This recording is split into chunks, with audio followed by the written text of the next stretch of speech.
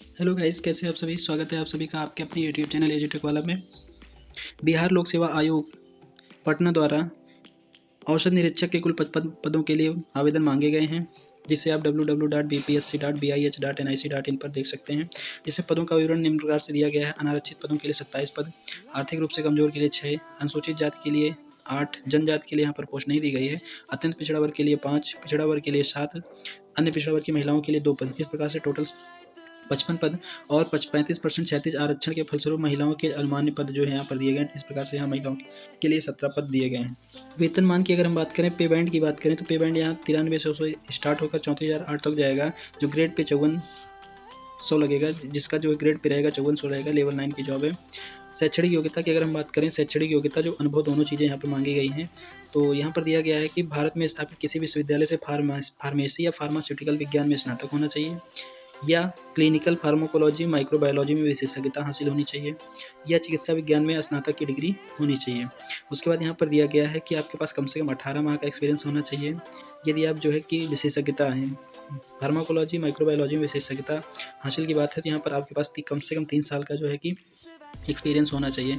ऐसे अभ्यर्थी ही आवेदन कर सकते हैं जिनके पास कम से कम 3 वर्ष का एक्सपीरियंस हो। इसके बाद हम बात करते हैं कि जो आपका अनुभव प्रमाण पत्र होना चाहिए, कहाँ से होना चाहिए। तो कह रहा है राज्य सरकार द्वारा नियुक्त अनुविज्ञापन प्राधिकारी द्वारा अनुमोदित जांच प्रयोगशाला या औषध निर्माण प्रतिष्ठान के द्वारा प्रदत्त होना चाहिए, यानी किसी न किसी गवर्नमेंट संस्थान का होना चाहिए, तो वो माना जाएगा, एनालर्ड नहीं माना जाएगा।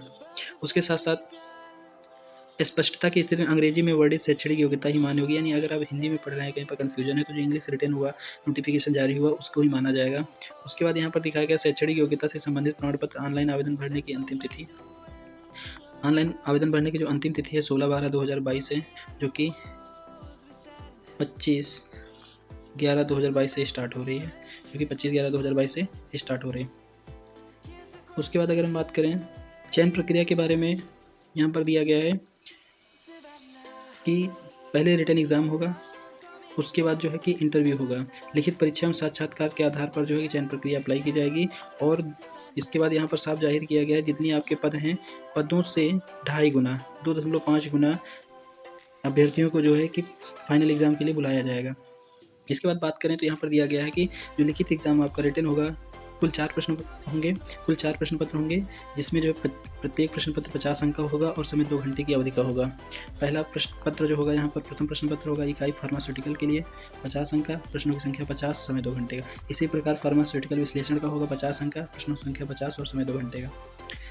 सारे जितने हैं, पहला दूसरा तीसरा, सबकी सेम कंडीशन है। द्वितीय प्रमाण पत्र में मेडिसिन केमिस्ट्री 50 अंक का होगा, प्रश्नों की संख्या 50, समय 2 घंटे का। इसी प्रकार फार्माकोग्नोसी 50 अंक, प्रश्नों की संख्या 50 और समय 2 घंटे का होगा।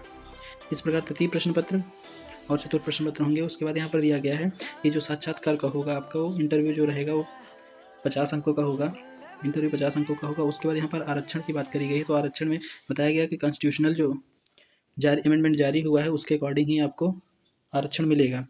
बिहार राज्य से बाहर के निवासी अभ्यर्थी को आरक्षण लाभ देना ही होगा। यदि आप आउट ऑफ स्टेट बिलोंग करते हैं तो आपको आरक्षण मिलने वाला नहीं है। उसके साथ साथ यहाँ पर दिया गया है आरक्षण के लिए जाति प्रमाण पत्र और अस्थायी मूल निवास प्रमाण पत्र आपको जमा करना होगा। यदि आप दिव्यांग हैं तो आपके पास जो है कि नवीन सर्टिफिकेट होना चाहिए, यानी कि आपका जो अपडेटेड वर्जन का होना चाहिए।